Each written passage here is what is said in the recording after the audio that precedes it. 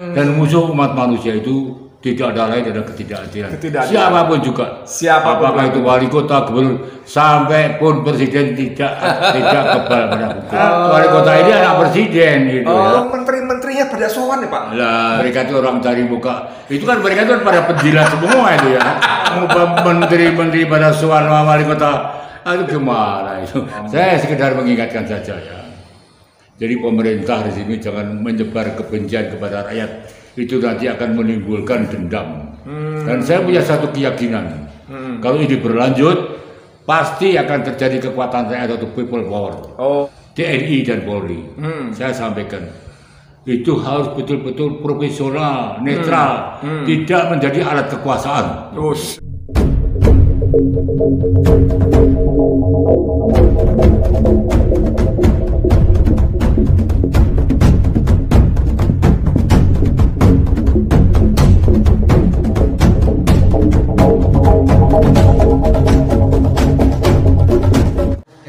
Assalamualaikum warahmatullahi wabarakatuh, saudara. Saya Edi Mulyadi dari Forum News Network FNN. Kali ini saya moving bergerak. Ini ada rumah, sebetulnya nggak tua-tua amat sih, cuman lihat barang-barangnya tuh. Barang-barangnya ini barang-barang antik semua, lihat tuh. Oh dahsyat ya. Lihat nih, lemarinya barang antik semua. Nah lihat tuh. Oh ya. Nah ini jadi sama negara bagus ini. Lihat nih ya. Nah oke. Saya hari ini ada di Solo, tepatnya di rumah Bapak Mudrik Sangidu. Tapi sebelum kita sapa orangnya, kita acak-acak dulu rumahnya. Lihat. Tapi tak boleh yang ketemu. Tahun berapa itu? Ini tahun 97 kan? 97. Nah ini waktu Mega Bintang ini banyak. Oh iya, Masya Allah, masih muda ya. Gaya memang. Bintangnya satu nih, untung bukan kuning warnanya. Kalau saya bintang 7 dong, gimana sih? Kalau kuning bahaya nih. Ini Pak SBY. Ini Pak SBY. Nah, Pak SBY itu saya tidak pernah kenal, tapi waktu dia dukung itu. Masalah ya. Gambar Megawati, saudara. Ini fotonya ini. Ini waktu demo ini. Lihat tuh. Ini UNS. Untuk Mas Mudrik, salam hangat. Teruskan perjuangan. Megawati RI 2. Ini kalau kata Pak Mudrik, foto ini diambil 2 hari sebelum Mega diangkat menjadi presiden. Tahun 1997. Ini sama Mama ini. Ini Mas Amin, ini CUI Jakarta. Ini foto legendaris. Ada Amin Rais di sebelah kanan, ada jagoan kita Mudrik Sangidu di tengah, dan Megawati. Mega belum apa-apa di tahun. Tahun berapa ini? 98. Acara ini diskusi nasional. Nah itu. Diskusi nasional dasar perubahan. Ini lahirnya Mega Bintang. Ini ya ketemu Pak Karjo ini. Ketemunya ini. siapa aja ini? Saya, Sutarjo Silegrejo. Pak Tarjo. Mbak Tarjo. Negara itu. Mbak Tarjo ini Mbak Tarjo. Itu tinggalnya sama Bu Mega itu. Oke. Ini saya bermusuhan dengan Pak Harto tapi saya dikirimin surat ini. Ini Mudrik Setiawan M Sangidu.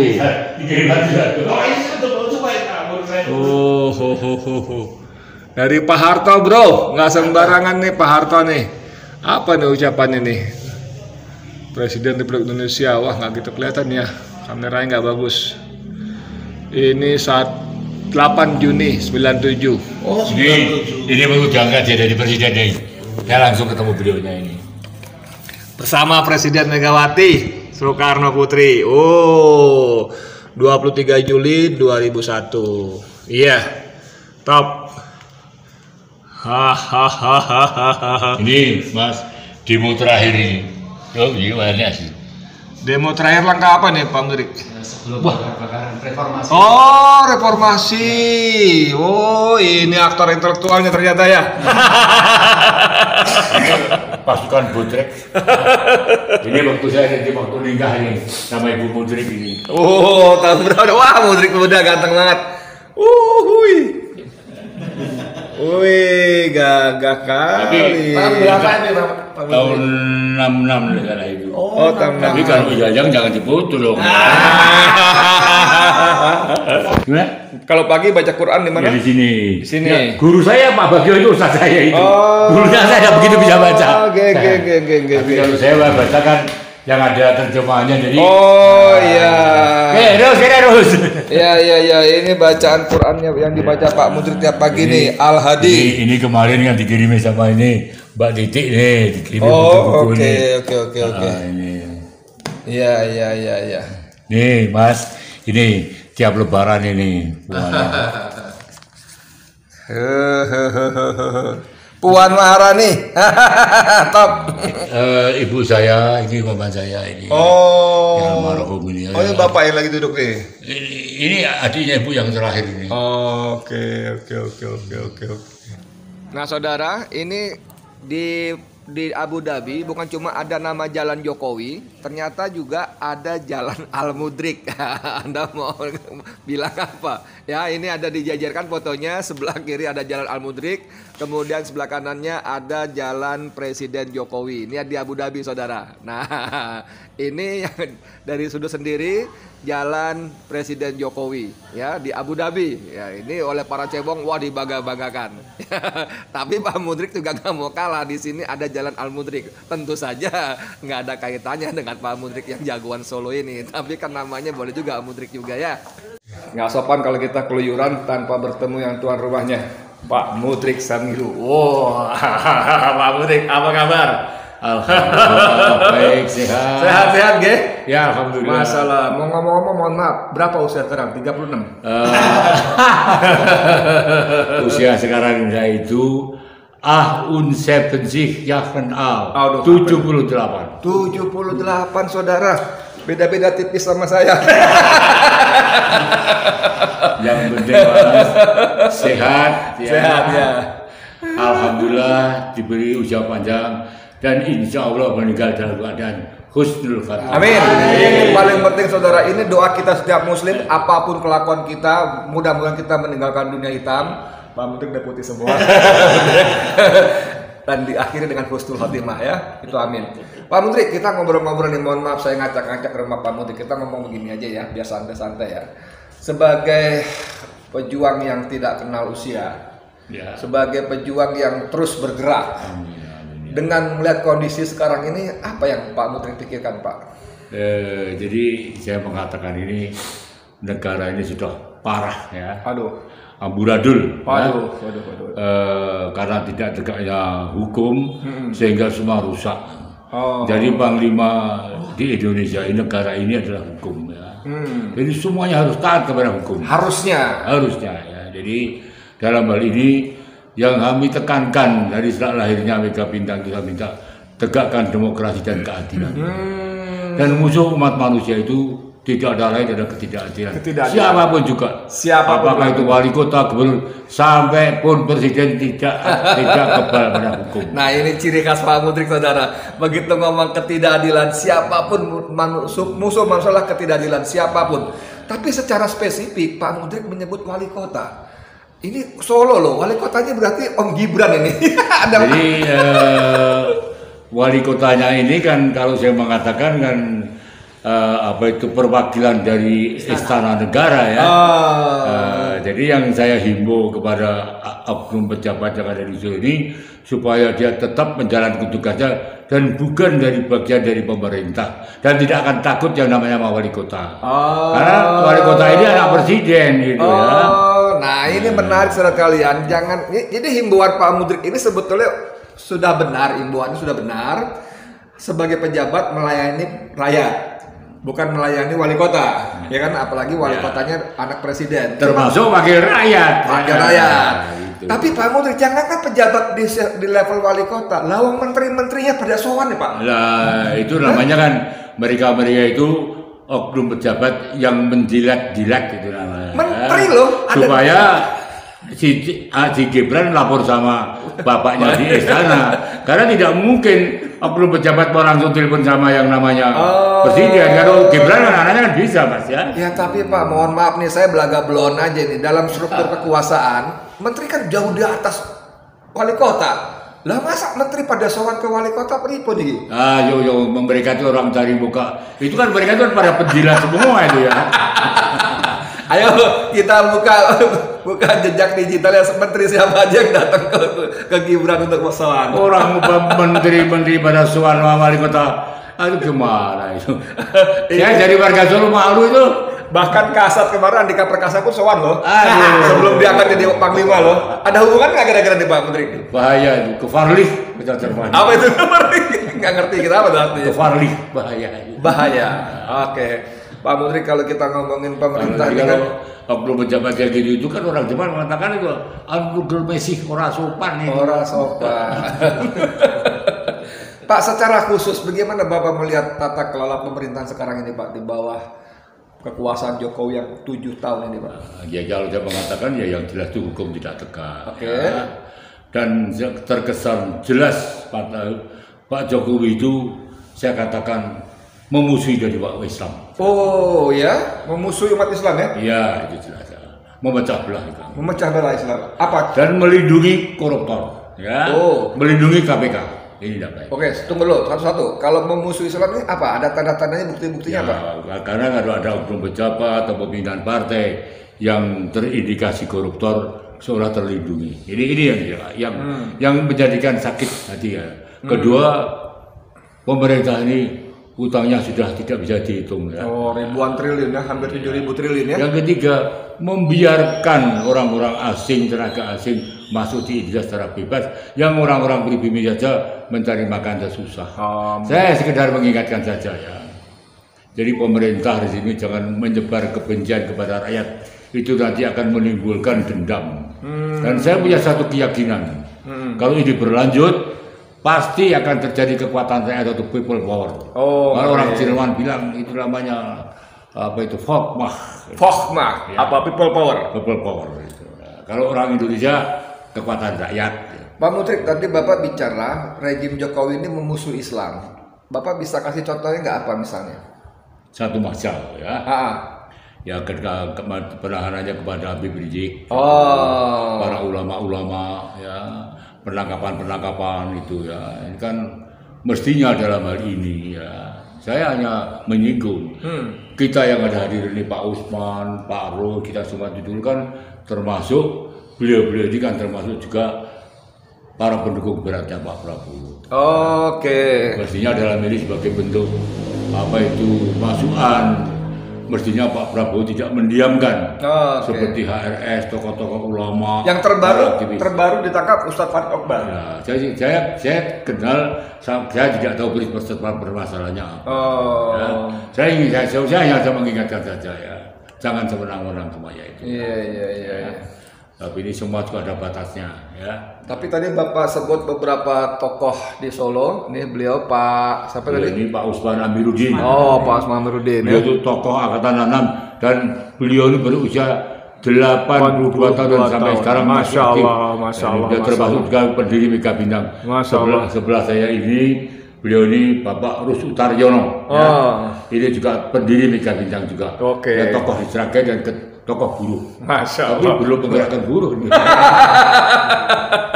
Nah tadi kan Bapak sebut tokoh-tokoh tadi kan membantu Prabowo dalam kontestasi semuanya ini presiden. Nah sekarang ketika kita bicara apa peran Prabowo lah, nggak usah Menhan lah ya, Prabowo ketika duduk jadi bagian pemerintahan terhadap para ulama yang dizalimi tadi kan kita nggak dengar suara apa-apa, tindakan apa-apa. Gimana nih? Ya mestinya beliau kan tidak diam saja. Yang kedua itu juga wakil rakyat ya. Ini koreksi besar. Negara ini rusak juga termasuk andil terbesar, juga termasuk bagian daripada wakil-wakil rakyat. Oh. Apakah tahu bupati, kabupaten, provinsi, sampai pun DPR RI. Oke. Mestinya mereka itu menyalurkan aspirasi rakyat, tetapi bukan menjadi bagian daripada pemerintah. Iya. Sekarang Kedua, banyak, masalah TNI dan Polri. Saya sampaikan, itu harus betul-betul profesional, netral, tidak menjadi alat kekuasaan. Ini peringatan keras dari tokoh senior Mudrik Sangido bahwa beliau dengan ucapan itu berarti beliau menyimpulkan ya TNI dan Polri sudah menjadi alat kekuasaan ya. Harusnya alat negara, melindungi rakyat, mengayomi rakyat. Mereka alat negara, bukan alat kekuasaan sebetulnya ya. Iya, itu. Jadi apapun mereka, kekuatan tidak akan bisa menang melawan kekuatan rakyat. Terakhir, saya selaku ketua presidium kami Jawa Tengah, saya menyampaikan kepada seluruh teman-teman kami yang ada di Indonesia ini supaya kami tidak mengangkat atau menjadi tim sukses daripada calon presiden. Yang mana nih? Kami katakan. Sebagai lembaga, ya? Sebagai institusinya. Kalau pribadi silakan. Oke. Tapi emang calon presiden 2024 maksudnya? Ya. Memang masih sampai 2024? Ya, hanya Allah SWT yang tahu. Karena kita tidak tahu, Mas. Pak Harto itu 32 tahun dia berkuasa. Iya. Kalau Allah tidak mengendai, wassalam lah. Wassalam. Saudara sekalian, Pak Mudrik ini walaupun pejuang tanpa jeda tuh karena sepanjang usianya terus dalam jalur perjuangan, ini gila banget emang orang tua satu ini. Tapi masih konstitusional kalau kata saya. Beliau masih nyebut-nyebut 2024 loh Pak. Ya. Saya bergaul dengan banyak teman-teman termasuk anak-anak mahasiswa segala macam. Mereka udah nggak nunggu 2024 lagi. Kelamaan Bang. Tambah rusak negara ini gitu. Gimana tuh? Saya kira itu pikiran yang sangat wajar itu. Normal itu, benar itu. Kalau makin lama ya terusan makin berat. Tambah rusak ya. Jadi yang penting itu saya ingin saya sampaikan. Jangan sampai rakyat itu lapar dan kembalikan kepercayaan rakyat kepada pemerintah. Karena tidak percaya. Saya nggak percaya. Tidak percaya. Sudah sebagian besar. Kalau mereka itu percaya ya mudah-mudahan mereka bukan bagian daripada mereka. Karena banyak bohong atau bagaimana nggak dipercaya? Ya kalau saya justru mengajak masyarakat jangan percaya kepada apapun ucapan pemerintah, bohong, dusta, penipu, tapi jangan melanggar hukum. Ngeri. Kalau sikap aja boleh, gue nggak percaya sama lo, gitu boleh kan? Sharehood. Sharehood. Rusak negara ini dalam keadaan overly bahaya ini.